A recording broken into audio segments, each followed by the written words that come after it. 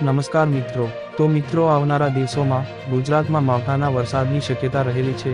તો ક્યારે થશે માવઠું અને કયા વિસ્તારમાં વરસાદ જોવા મળશે તે વિશેની સંપૂર્ણ વાત કરીશું. તો સૌપ્રથમ જે મિત્રો ચેનલમાં નવા હોય તે ચેનલને સબસ્ક્રાઇબ કરવાનું ભૂલશો નહીં. તો મિત્રો આવતીકાલથી જ આ માવઠાની અસર ગુજરાતમાં જોવા મળશે.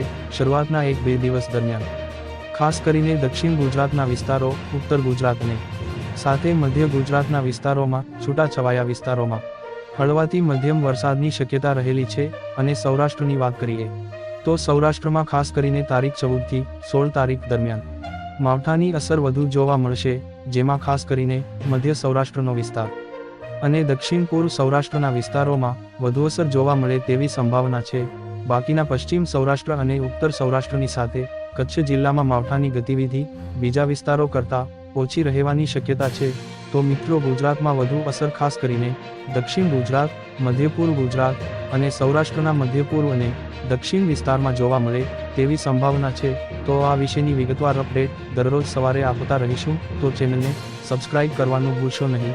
હાલ રજા આપશો. આભાર.